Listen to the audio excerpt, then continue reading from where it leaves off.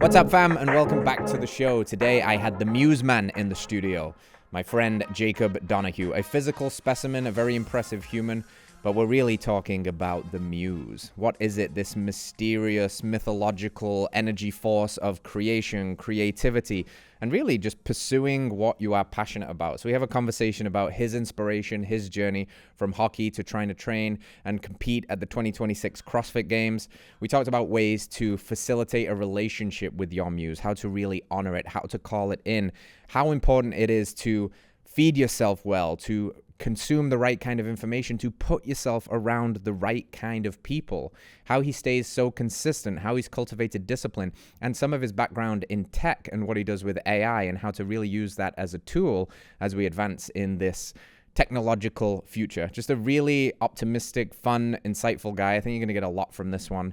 Muse.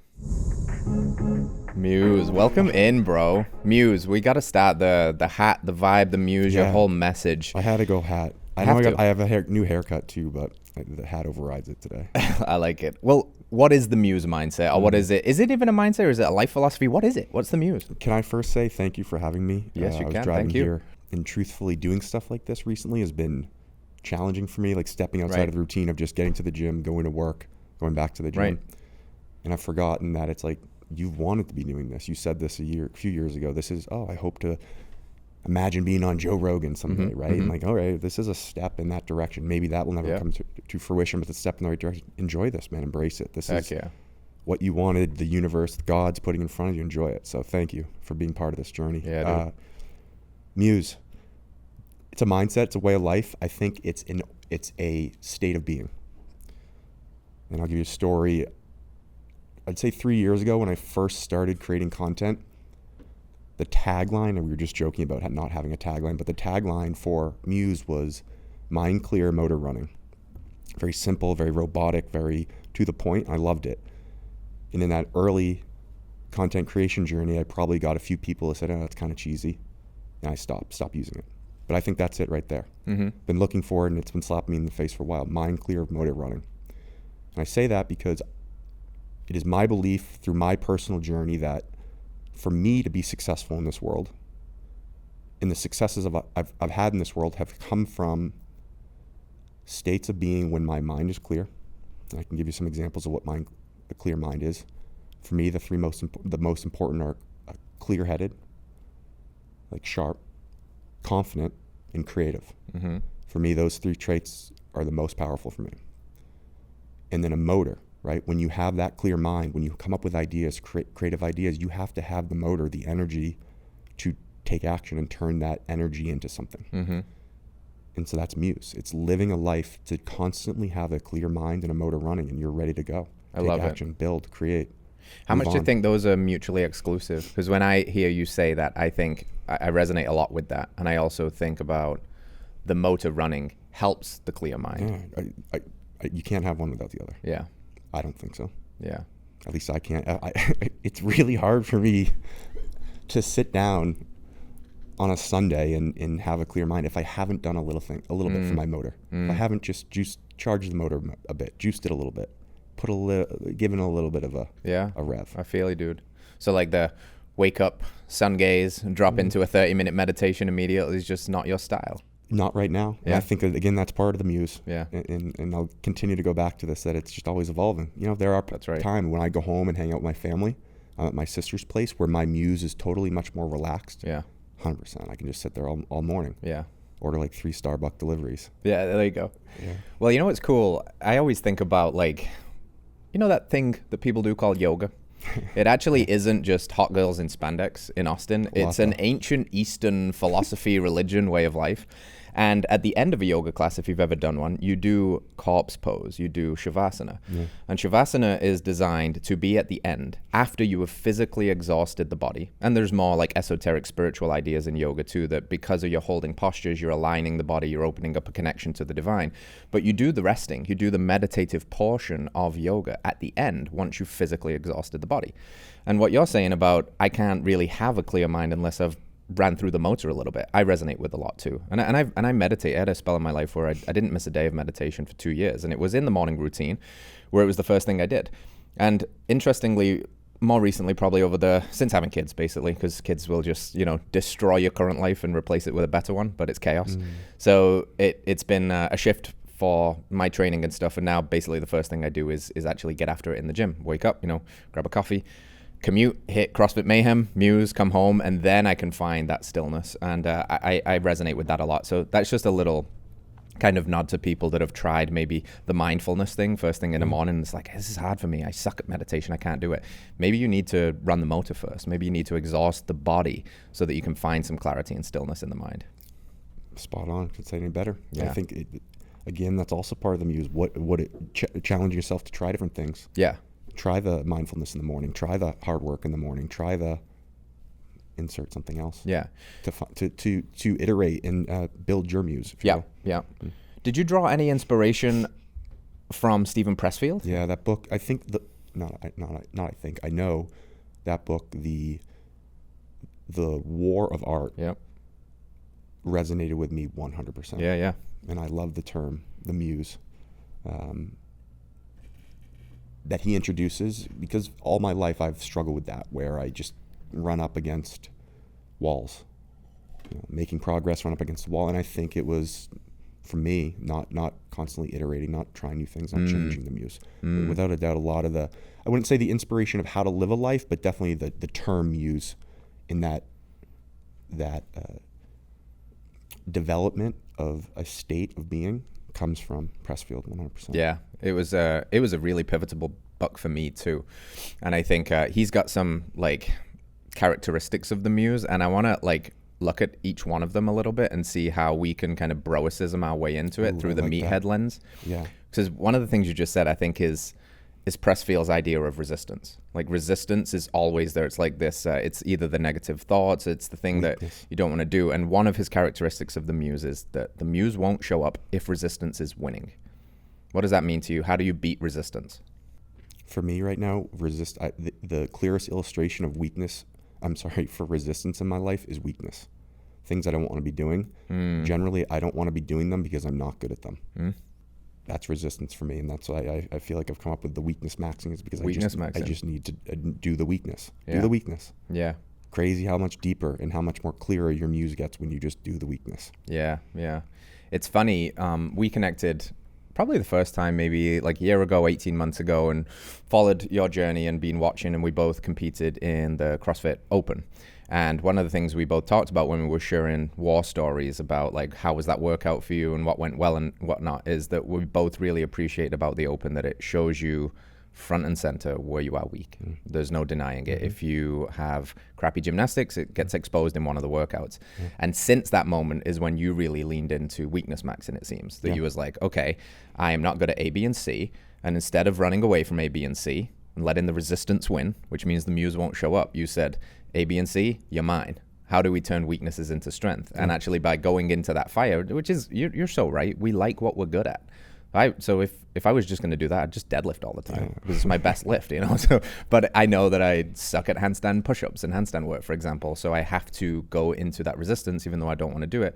But then the Muse comes back, and I think that's a really cool thing. So I love the idea of weakness maxing, and I think it's not just physical, right? You can weakness max anything. Anything, dude. So many relationships, work, family stuff, procrastination. Anything can be a weakness that can be turned into a strength that then just. You're good. Oh, it just happens you're good at something else now. Just another tool belt, another tool in the tool belt. Yeah, yeah. Pressfield says the Muse is real, but she only visits the workers. Yeah. Basically, you got to show up. How do you show up? How do you stay consistent? I'd say, if you were to ask my friends, my greatest strength, it's my consistency. I don't mean this in a bragocious way, but I'm just giving you my experience. People asked me recently, man, I feel like your body composition's changed. What have you been? You're just showing up, just every day showing up. I just like to show up. I really like routine. I really like, or rather, my Muse responds well to routine. It responds well to hard work, and it responds to just hard work that other people don't want to do. Right? I feel like that gives me a little bit extra juice when I see myself in the gym doing hard work that I know other people aspire to be doing that hard. I know, it keeps me going. Right? Isn't it so interesting how unsexy but important consistency is? You can't sell it in a pill. We can't bottle consistency in a supplement. There's no amount of bull testicle that will make you consistent. There's no secret hack. There is no 11-step Andrew Huberman morning routine. You just have to show up over an ungodly amount of time and just iterate. There's this quote that being consistent won't guarantee your success, but not being consistent will guarantee you won't be. And I think that that's the only way to accomplish anything, is like just commitment to the process. And again, it's a little bit unsexy until it's not, because until then you're getting people commenting like, wow, you're really inspiring, wow, you look great, and you're like, actually, yeah, there's a lot of hard work, but mostly none of it comes together without consistency. And another word we sub in a lot is discipline, I guess. You know, the consistency, the discipline to show up sometimes even when you don't want to. Do you struggle with discipline and motivation, or is this, you know, just been something that has been a part of who you are now? What's the journey? All right, how about that? I'll give you what like a typical month looks like for me. I would say 3 out of, or maybe let's do 2 months. Somewhere within a 2-month span, I'll have a week usually of just misery. Don't want to be doing anything. Everything's wrong. Overthinking, overcritical, and the discipline, the motivation disappears. That's when it gets tough, right? And that's when I have to push harder. But truthfully, I give myself a lot of credit, and I'm proud of myself. I stay consistent. I will show, unless I'm like really feeling it physically.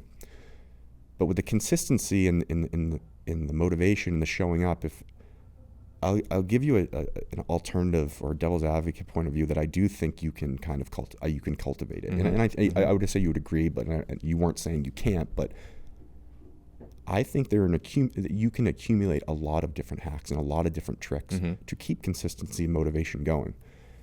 I view, again, consistency and motivation as a state of being, a core state of the Muse, right? A core fundamental value as the Muse, as Pressfield says. But the enemy, whoever you want to say the enemy is out there, the enemy could be the devil, it could be whatever enemy, dark, whatever in you and your life depict the enemy as, they're out there, and they're trying to throw things at you that are going to get in the way of your consistency. Social media, in a sense, is probably an example of, 100%. You don't realize it, but it is a form of 100%. It can be a positive tool, but it can also be a weapon being used against you for consistency. Negative people, negative thoughts, could go on, but all of these little things that pop up, part of me for the Muse that I'm just slowly getting to and describing and this is giving me confidence to even preach it more, that I've just developed little tricks and tools in my life to get rid of that negative thought, to put social media away, to handle that negative person in my life, right? And that's how I remain consistent. I'm constantly just picking out things that I see that are taking away from my consistency and discipline, and be just trying to be creative and come up with a tool or approach to solve that. Yeah. Well, I like that, because that's another way that you are beating resistance, if you will. Yeah. And resistance is showing up in a myriad of ways, in almost always like trying to change, right? It's part of the game I'm realizing of life. The Muse is like that enemy out there. It wants to win. Yeah, it's adaptable. It's like a chameleon, and I always like this idea that each of us inside of us are fighting an internal tug of war between our lowest selves and our highest self. And the resistance is the voice of the lower self. It's these tendencies, like you said, instead of realizing that there is a difficult conversation that needs to be had, is kicking the can down the road and saying like, well, I'll do that later. And then later never arrives. And then that relationship is very toxic. Or the conversation you need to have at work about your salary or your boss or something that's going wrong. And you're like, you know that it's going to be difficult, so you don't do it. And then it makes it harder later. So easy choices now equals a hard life later. It makes it harder later. And then it's harder later and you're late for the gym. Yeah. And then you have to miss a day at the gym because now that conversation has led to whatever. Right? Yeah. And now the resistance wins, and now the Muse is like, and your Muse where'd you go? Killed. You have to go. You have to spend another whole week trying to cultivate it. Where'd you go? Well, you've mentioned creativity a couple of times with the motor running, clear mind. One of the other things that Pressfield says is creativity is a partnership. The Muse is the form that creativity takes, but it's a partnership. Your job is to show up. So we just talked a lot about the showing up piece. So when you do show up and when you're in your Muse, why is creativity important to you, and what does that mean for you? You're a creative guy, you're putting out a lot of content and stuff, but talk to me how you are framing and thinking about creativity. Yeah, 2 parts. First, I want to come back to how I'm trying to cultivate creativity. But first, I'll answer why I care about creativity so much. I don't know if you asked, but I did. Okay. I'm curious, yeah. I work in tech, and I'm seeing firsthand how our culture, how our world is shifting to where humans need to be creative. We're going to get to a point in the next 2 or 3 years where all you're going to need to do is be creative, press a button, and that creativity will be created for you. While at the same time, the amount of creativity is dropping. For example, and I'm not knocking this at all because this is creative in a sense, but look at my sister's like the number one. She came to visit last week. The number one show on TV right now is I haven't watched it until last week, Love Island or whatever. It's having its moment. Holy moly! There's not much creativity going on there besides like shaking booty cheeks and stuff, right? Right. So you have this crazy technological development taking place that I don't think enough people are growing their minds to be able to use that tech enough. And so for me, that's really passionate about it. And so whoever's following me, my friends, my family, like I'm always urging and I'm always, dude, be creative, think more, right? And again, with the enemy is just always trying to throw things at us that is going to block our creativity. So we can't be creative, we can't use these tools, and we can't better ourselves, right? And we always say, oh, it's funny to think that. Why? You would think your internal self wants the best for you, and they want you to think clearly. Well, you're deep down, it's like the enemy is inside you as well, right? And they're trying to block you from getting to that next level of creativity with all these things. Long-winded answer saying I think creativity is the most reliable or most valuable resource in the future, and I want more of it. I want as much of it. I want all my friends to have it too. How do I cultivate creativity?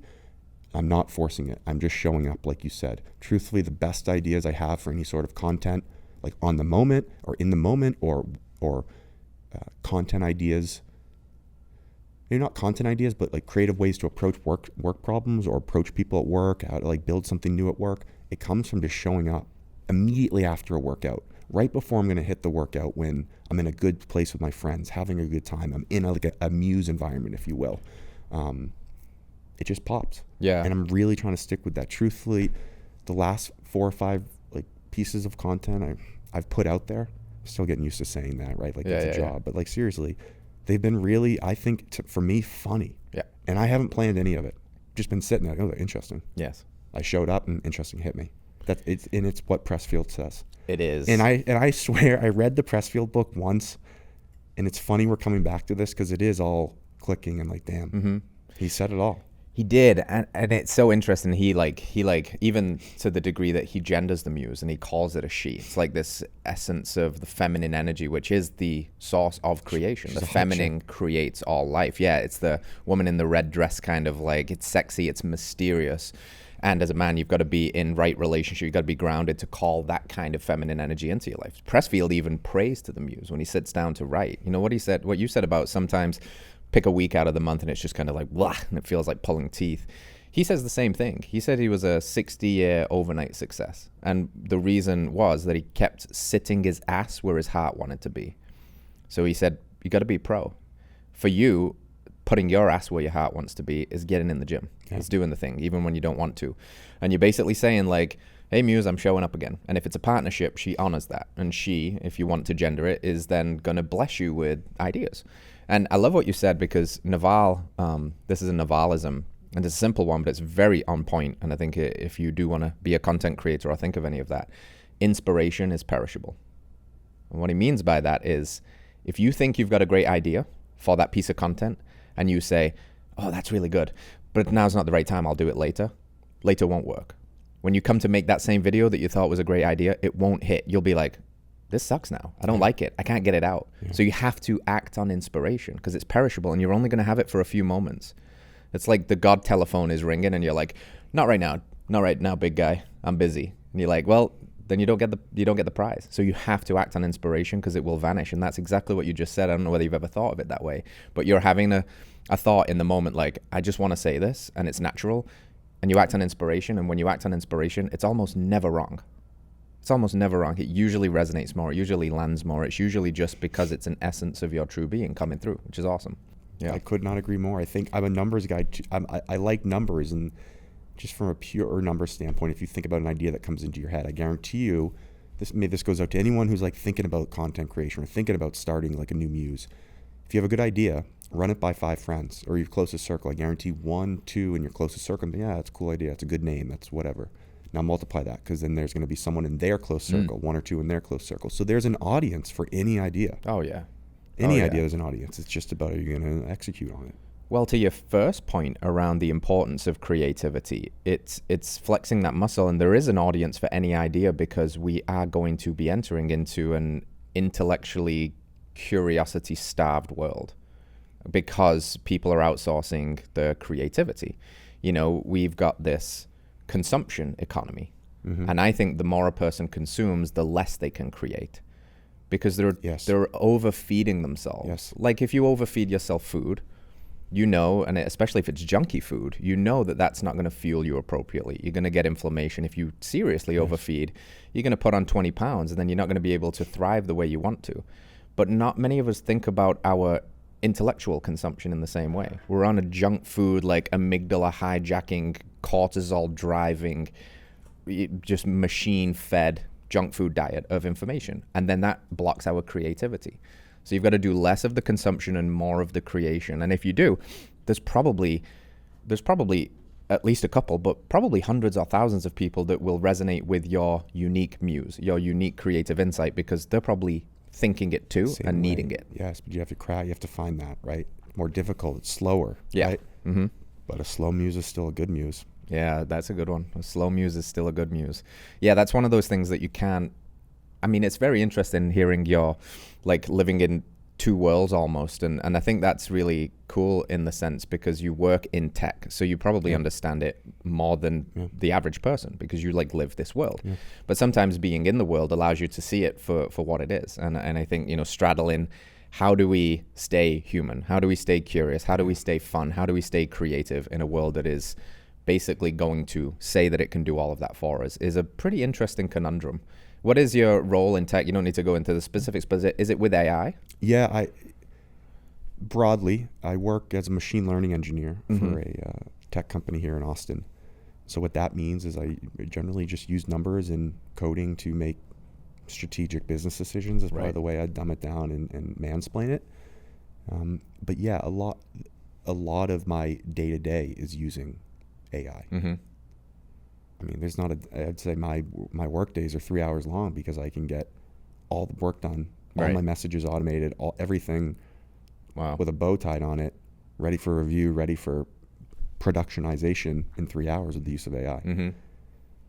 And it's what I mean by quite literally, I press a button and have all these automated flows go that pretty much take my mind and it does it for me in the computer. And so it's like that's creative. Yeah. Right. How do you, like, what would be your advice for someone who wants to use tech and AI and things as a tool, but not so that the tech uses them and they become the tool? Like, how do you maximize that? Could I give you like what a project workflow looks like for me using ChatGPT?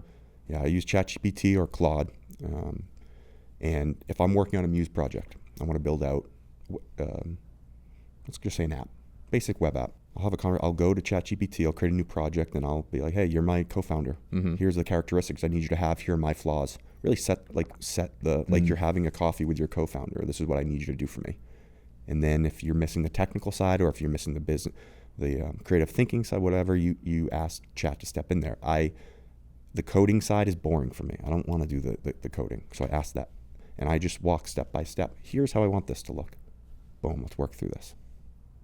Here's how I want the next page to look. Here's how I want someone to click, right? Simple is better, of course, because if you're starting out, but I just will work through project and then I'll come back to it and then I'll keep working through it. And it's a conversation, a working conversation, copy and paste what they're giving me, put it into a text editor if you're technical, but I mean, hey, maybe this is a business idea or a tutorial on how to be creative in the right way, but conversation.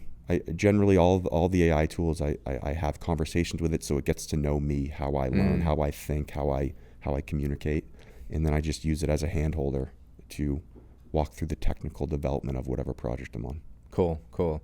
Yeah, it's interesting to me to think about. I'm somewhat reluctant to full send into the world of AI just because I know my own tendencies, and I don't want to get lazy. I don't want to start outsourcing my brain, outsourcing my inspiration. And I think the way you're describing it is learning how you're still calling in the muse, you're still acting on the inspiration. There's the idea, and then you're using the AI as a tool to facilitate either the completion of that or accelerate it. Much like we use tools in the gym. Like if you want to get stronger, you can get really strong using body weight, but you start throwing in kettlebells and barbells as tools, they can accelerate that progress, right? So as long as you are using the tool mindfully and not completely becoming dependent on it, it seems to be that it's going to spur on a lot of advancement. But there's always this tension of like, how much is too much and what do we do? And I think part of that is just, this balance point. All the great musers throughout history always adapt technology, right? The right way. I forget is it Henry David Thoreau where he says the weaver I'm paraphrasing, but be careful because eventually the weaver becomes the weaved, or something of the sort, right? You need to learn how to use the new weave that's being put in front of you. Yeah. Otherwise someone or the weave itself behind, right? is going to leave you behind. Yeah. Feel that. Back to the muse. Back to the muse. Back to creation. One of your big outlets. I'm glad we're talking about create. This has been a hot topic for me recently. And yeah. I haven't found the creativity to talk about creativity. So this is great. And then this is what like podcasting is in reality. I think like talking is an interesting thing I think about a lot because I do it as a profession. So it's like what is talking? It's thinking out loud. And sometimes what we need is we have these ideas and we keep them inside of our head and they bounce around and they like, percolate. And then somebody asks us a question and we're like, oh yeah, what is that? I don't know. Let me try and make noises with my face that hopefully the other person picks up on and is like, yeah or no. And then we learn and we grow. But if we don't ever get it out into the world, if we don't ever talk it out, then it just, I don't know, maybe it's a great idea that never sees the light of day. Or maybe it's a really shitty idea that you need somebody to go like, bro, walk that one just back. As good. Just as good for the muse. No rep, baby. And in a sense, social media kind of does that because it like pressure tests some of your ideas, right? There is a level of accountability when you put yourself out online, that you are opening yourself up to sharing awesome things and hopefully inspiring people, but also like haters, for want of a better word, or people that disagree with you, or people that will say no rep in our world of CrossFit. Like just from a content creation standpoint and everything you're doing, you've had a series ongoing for a while, day 300 and something of training for the games. Yeah. Talk to me about when that started 300 days ago, but why it started and why this is a cool endeavor for you to share. So I'd say it started creating content about 3 years ago. If you go back and you go down my reels and you scroll and scroll and scroll, you'll find some cringe stuff. Same, bro. Cringe stuff. Or like, I put that out there. I was telling people how this is how you do pull-ups. Man, you have to start somewhere. Yes, that's right. I'd like to see Hiller's like original video or something, or your original video. But yeah, you got to start somewhere. From a content creation journey, a lot of people, hot chicks, guys you respected, like they're gonna like unfollow you because, they're like, who the heck is this guy now, right? But you got to push through that. And if you really love what you do, you have to stick with that muse. If it feels good, keep doing it. With the CrossFit training, a core pillar for the muse for me is having at least one big clear goal. And I'd say a year, 330 days ago when I started like really leaning into the CrossFit, it was the only thing I could really think of that I really wanted to really pursue and go balls deep in on, right? Nothing at work was exciting me, so CrossFit was the great entry point. I can't tell you there was a moment where it's CrossFit, that's it. Or this guy or that woman said or did something. It was never like that. I was first introduced to the CrossFit world, I would say back in 2010, 2011, where me and my dad in the basement, instead of like doing a 21-15-9 rep scheme of like deadlift and box jumps, we do 21-15-9 of deadlifts, weighted orange pucks shooting. Right? And he would get that idea from watching a Rich video or truthfully Rich and his counterparts that are down there that have the great original garage workouts. Simple things. Burpees into wrist shots or stick handling, something like that. That's how I first really got into CrossFit. I'm like, damn, you can get ripped from this. That's cool. Yeah. Went away for a while, and then finally I was like, man, I think that I remember watching who think it was Mal O'Brien, an event. I think it was her and Danielle Brandon did so maybe there was at least one video. They did like a wall walk, snatch, double under, open workout, something of the sort. And I'm like, I need to get back. I need to do this. This is crazy. These chicks are wild. Yeah, dude. I want to do this. And then finally I'm like, all right, let's start training CrossFit. And other than that, CrossFit is the big goal, the big, hairy, audacious goal that just keeps me going every day. And it feels good to progress towards that, whether or not I ever make it. Yeah. Right? Yeah. It don't matter. It's fueling the Muse. It's fueling the Muse to build the Muse. It's fueling the Muse to then go progress at work. It's fueling the Muse to go find the relationships I want. It's the fuel, the cornerstone for the Muse. And that's why I urge everyone, find your CrossFit Games. Yeah. Find your fundamental 1 or 2 big goals to just latch onto, and don't even give a damn what people say about them. Yeah. Because they're yours. They don't need to be anyone else's. No one else needs to chalk up or remark on your goals, right? So what I really appreciate about that, and I think is very unique, is that you just put it out there though so publicly. Because it's a bit that's a BHAG goal. That is a big, hairy, audacious goal. It's highly competitive. You know, you start to do the math of all the things you've got to be good at to like actually make it to the level of the CrossFit Games. You're like, man, I've got to be a stud across so many areas, and that's so much time. And you're just out there like, I'm going to try, and I'm going to put it out there. A lot of people, I think they have big ideas for themselves, and they want to say like, I want to build a $5 million business, or I want to do this, or I want to do that. But then they just hold it in. Yeah. Because of probably all that, the fear, like, of what if I don't make it? What will they think? And they don't really put themselves on the hook. And I feel like the way you've put yourself on the hook and just put it out there, even though it's not really about the outcome, it's giving you something to strive for, is very admirable, though. That people respect a guy that's saying, well, I'm going to take my shot either way. And what I get is less important than who I become in the process of pursuing it. And that's really what the outcome versus process orientation is all about, right? Like, it would be fucking dope to see you make it to the CrossFit Games. But even if you get this close, or even if you smash through it, or even if you win a gold medal at something one day, it's probably less important than who you become in the process of it. And inviting people in to see it with this day 330 of training for the 2026 CrossFit Games is big, hairy, audacious. It makes people go, yeah, right. And it makes some other people go, fuck yeah, I'm involved in this. I want to watch it. It's really cool. Thank you. Thank you very much. I think actually my developing theory is that Angie, who I train with. Yeah, I know Angie. I met her. Yeah, you did. 22. So much training ahead of her. I think the storyline is that she comes out of CrossFit Muse, which we open in Austin in maybe a few years, and she's the one that goes to the games. Let's go, Angie. That's my hot take. Let's go, Angie. I love that, dude. But thank you for the kind words. Appreciate it. Yeah. Have you encountered much pushback when you state things like that? Do you see trolls in the comment being like, yeah, right, get a life, dude, you're never going to make it? And if so, how do you develop a little bit of thick skin when you're sharing yourself online? Initially, yeah, tons of haters. I don't remember names specifically. I think a lot of people were putting stuff out there. Like you said, man, it's a very CrossFit. I like CrossFit a lot. I like the people in it a lot. I like how competitive. I love the fire. But it's also very. It was rude awakening how protective of it is of the sport now. But I love it. I come from a hockey background where it's the same thing, dude. If you step on the ice and your ankles are bending, you're gonna be told your ankles are bending. You're gonna be told you suck. You're going to be told get off the ice, right? I'm fine with that. I'm cool with that. So I appreciate that. Initially, definitely some backlash. But then what's funny and what I appreciate and what I hope everyone's starting to realize is like, dude, you're all musing as well. You're all in the Muse. Enjoy it. I'm just here to vocalize maybe what no one else has vocalized. Yeah. And so I think the negativity I haven't experienced any, truthfully, recently. It's just it's more constructive, which, hey, thank you. Bring it on. It's feeding the Muse. Appreciate it. Do you personally feel that it is helping you? Oh my dude, so much. Yeah. I've never been more clear-headed. I've never had more of a, hold on, how do I word this? I've never had more mind clear motor running in my life, ever.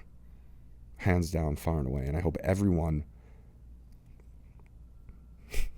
truthfully, dude, these are happy tears, dude, honestly.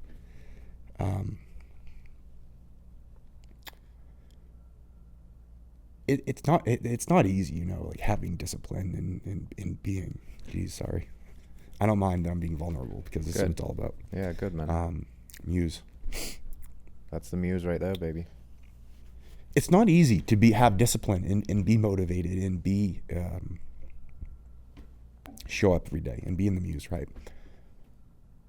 And that has been taxing all my life, right? It's been I've been my own biggest critic all my life. I've had negative thoughts all the time weighing me down. I've always started on endeavors and then been hit with negativity or just whatever. For the first time in my life, man, and like I'm flying.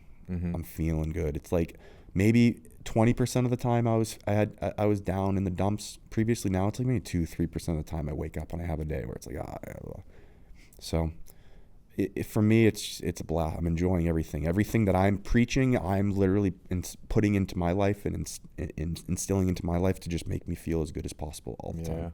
And so it's alignment, man. It's alignment. If there's anything that's gonna taken me a while to find this and get here, but well, I really appreciate that you said that, because I think the assumption sometimes from the outside looking in for people that are doing something impressive, they're what a disciplined person. They've just always been that way, or they've always had this happy-go-lucky attitude. And to hear somebody say, no, actually, it's been a grind until you reach that tipping point. There's always a tipping point.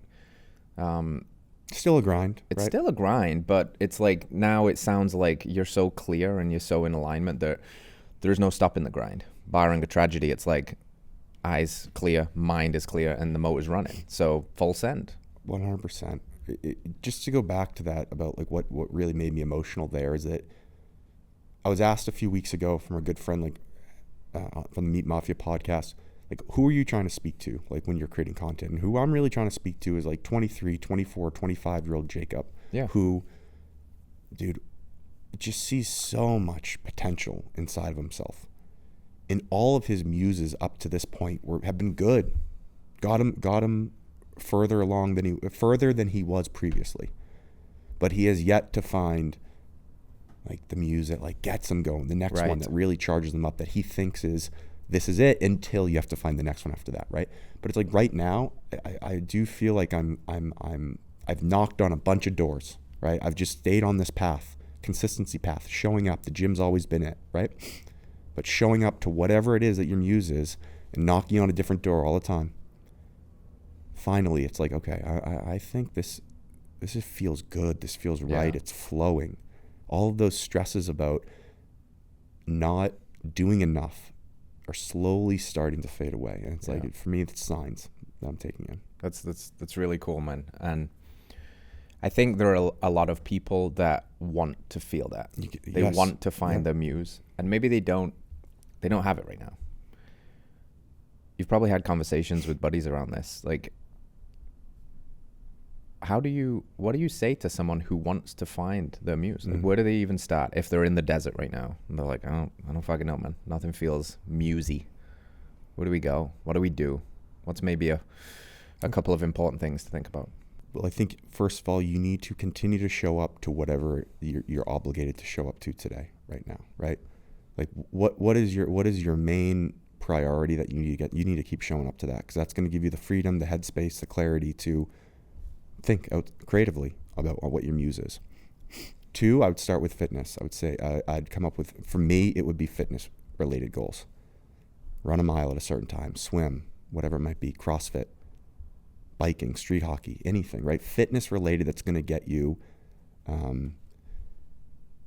moving physically, but then will also get you moving mentally. When you start to work fitness into your life, if you don't have it, speaking for those who maybe fitness isn't their number one priority, it generates energy in your mind. You start to observe things. For me, I start to observe negative thoughts. I'm like, why am I having that negative thought? I just had a great workout. Who the hell cares about that? It starts to generate creativity. I see this person having a problem over that. That could be, I have that same problem. You get the idea, right? And from there, that's where the muse comes from. It's something small that you don't realize. But in order to find that muse state of being where that muse is going to come to you, you have to make sure, going back to feeding the muse, it's like you're setting your life up, you're catering it, right? Fitness, one big goal. That doesn't have to be your muse, right? Because I don't think CrossFit is my muse per se. It's a feeder to the muse. health and like what you're putting into your body. Yeah. Super important. Make sure like all of these, how do I word this? Sorry if these are deep questions that I'm just like. Yeah, we're thinking out loud, man. That's what we're doing. I love it. Everything you put into your body, or like if you think of your Muse as this like orbit around you, that's how I think. And anything you do, people you interact with, feed, whatever, if you bring that into, like Bubble Boy, the movie, you bring that into your bubble, it's going to impact your Muse. You need to start by figuring out what are you putting into your Muse, what are you bringing in your Muse, what is currently in your Muse on a day-to-day basis that doesn't need to be there. And the more you clean out that space, that Muse space, this is a new term, Muse space, the Muse gets clearer, thicker, whatever you want to call it, and it starts to click, right? I'm glad you are mentioning like people. How important are putting the right people around you to fuel the Muse, and how important is it to recognize when people are sucking? They're the energy vampires to a Muse. How do you do that? Critical, super critical. Muse camp, for example, started with just me and Angie every day at the gym. Now it's people who just want to Muse, who want to work out, be in the same space, share the same energy. It's crazy. Super important on that side, of course, of the training, having those good friends. But the friendships has been a super important recent Muse for me, if you will. I went home to my good friend Lloyd Hayes' wedding in New Hampshire, and I caught up with my 3 best friends from home growing up: Christian Smith, Lloyd Hayes, and Mike Kutcher.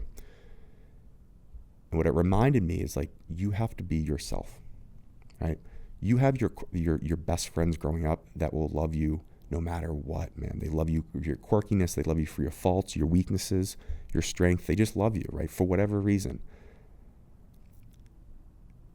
It is so, think about how much you've gone through in your life with those your core friends growing up. So many fun, foundational, life-changing events that you went through them from the ages, for me at least, from like 10 to 20. We don't hang out much now. I look back at those years. Those are also some of the most Muse-filled years of my life, man. Like I was carefree, like crushing hockey, training all the time, not overthinking. You need to find those people again, and you need to surround yourself with those people again. And the way you do that is by being yourself. And attracting those same type of people and those same wavelengths, those same energies back to you to wherever you are now. For the longest time when I was in Austin, I look back and I was definitely putting on a show's not the right word, but I wasn't being Donnie, right? When I say Donnie, it's because if you know Donnie, you really know Jacob, right? So I wasn't being Donnie. I've changed that recently, and definitely when I went home this past month to see Mike and Lloyd and they reminded me of who Donnie is, I'm like, that's got me deeper into my Muse. Yeah. I've seen that in you, in the friendships that allow you to be yourself and walk comfortably and be confident. I think the best friendships in your life are those your dudes or your gals who you feel stupid confident around. Yes. You could say, do, be anyone, and they're like, that's my man, that's my dude. Yeah. And for me, I got a few of those. I'm just gonna say them because I love them, like Jake DePilka, Matt Holtzhauser, Lloyd, Mike, Christian. Some of my core dudes right there that without them, I'm nothing. Yeah. You know? Yeah.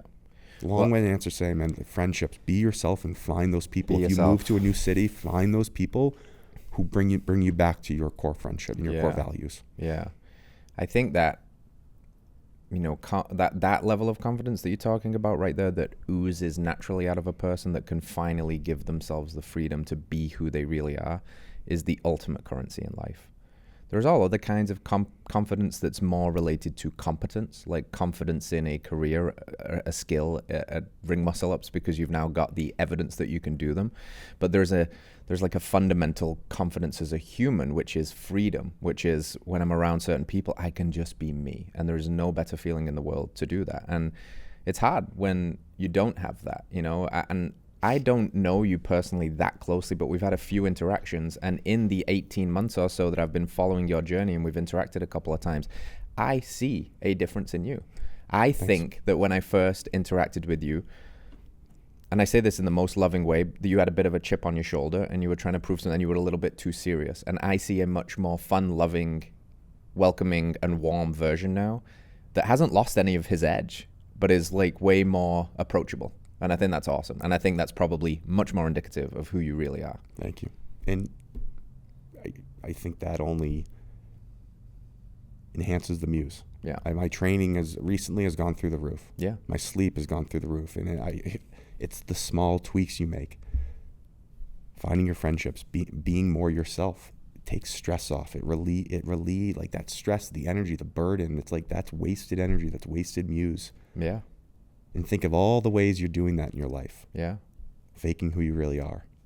You go on and on. Yeah, what a huge energy drain that is, right? To play a character 24/7 that's not really who you are. Crazy energy drain. Yeah. Yes. What will they think? Who should I be? How should I show up? What am I standing? What am I saying? You know, instead of just being like, oh, this is just me. You love it or hate it, it's fine. Yes. But it's me. Yeah. There's no energy wasted on that now. More Muse. Come on in. Let's find the real thing. Thank you. You mentioned stress and how do you balance ambition and rest? There's a tension between the two. You want to do big things. Your training volume is crazy. You're crushing it. How do you find a balance between ambition and adequate rest to recover? And I'm still working on this. Rest has never been.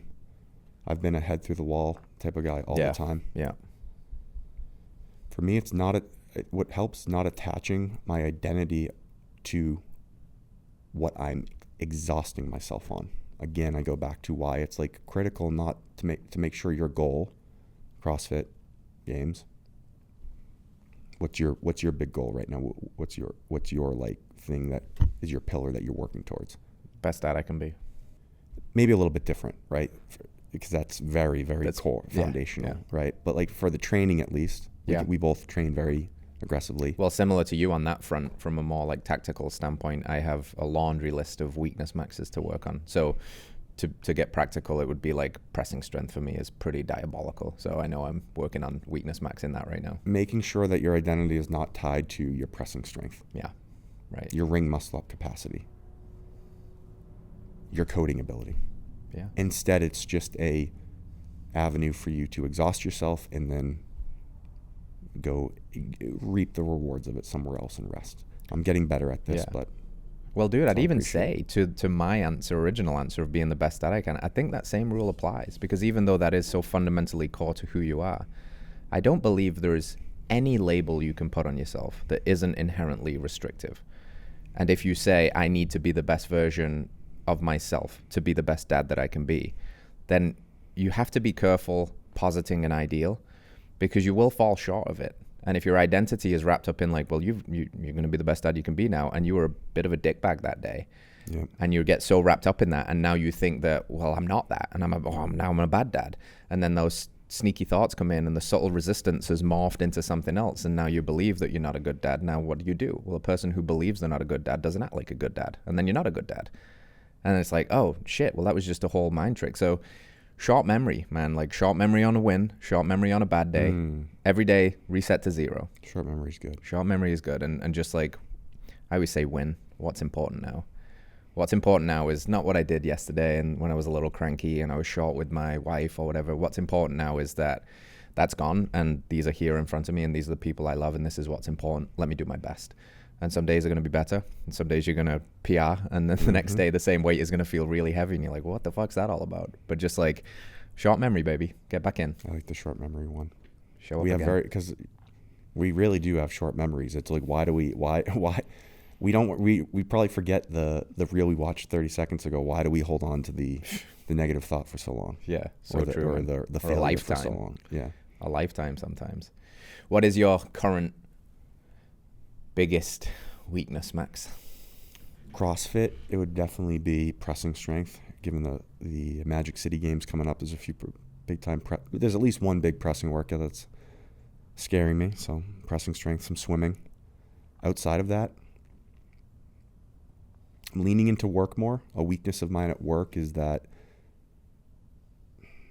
I'm not good at corporate. And when I say that, there's a lot that goes into that. Not good at getting ideas in front of people, not good at selling myself and selling the work that I've done.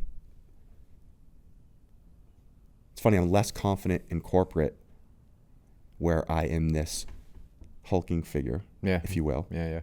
versus my confidence in the gym where I am one of many hulking figures. So weakness of mine is trying to, very broad weakness, but trying to cultivate the same energy I cultivate in the gym in corporate. Yeah, I like that. Big dick energy everywhere, baby. Whole package. Whole package energy everywhere. Well, you swung one on me last night, which I thought was really cool actually to see, because it clearly showed me that you're really adopting this weakness maxing thing as a lifestyle, not just in the gym, for example, like you mentioned work, but we were trying to figure out how we could weakness max together before the podcast, how we could muse, how we could get after it. And it sounds like, you overcommitted a little bit, and it was just, we're on a tight timeline here. We've got another podcast after this. So we were trying to force it a little bit. And one of the things that you said is I need to acknowledge where I've overcommitted. And I would usually maybe in the past say yes to this and then have been in a bit of resistance to it. My weakness max here is maybe asserting a healthy boundary for me and saying, I can't do that. Maybe next time. Yeah. And being okay with that. I think that's really cool, man. 100% honesty and openness and bluntness when it's called for. When it's true, when it's right. Yeah. Saves everyone, I think, too, because then I'd be rushing, I'd be stressed, it wouldn't be in the right mindset for the conversation. It just kills the whole muse. Yeah. And I'd rather sacrifice a small part of like an experience for the overall muse. Yeah. It's kind of where I'm at right now in my life, is I value everything in what is the muse points to this, or what is the muse add, the muse subtract. Yes.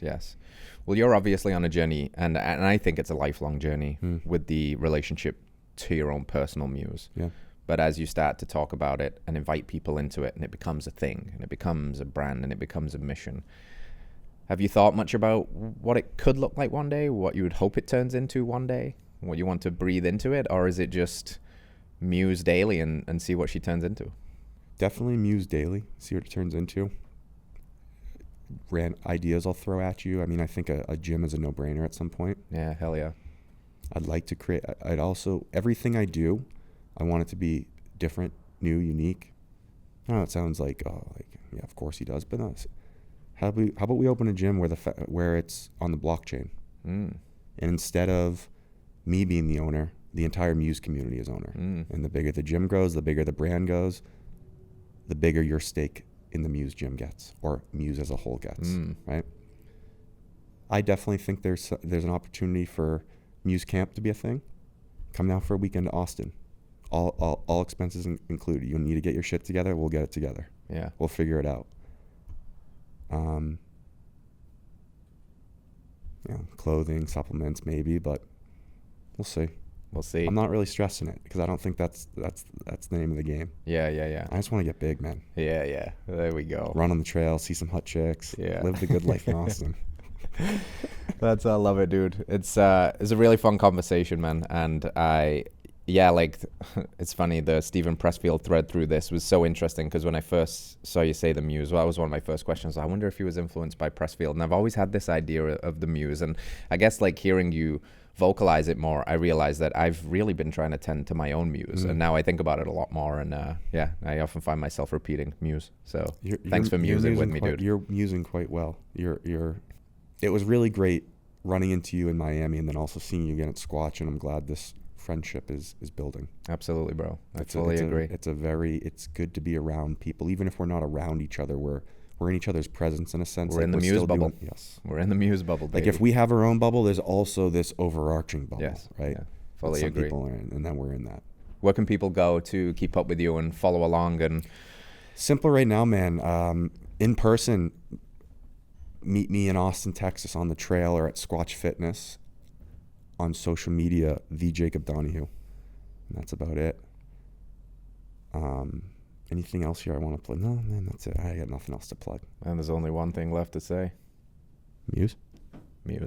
We'll see you next week. Peace out. All right, friends, thanks for tuning in to another episode of Radical Health Radio. We got a fresh new podcast for you every Wednesday. If you enjoyed the show, consider liking, subscribing, reviewing, and rating us on your podcast platform. It helps to spread this message of radical health. We'll see you next week.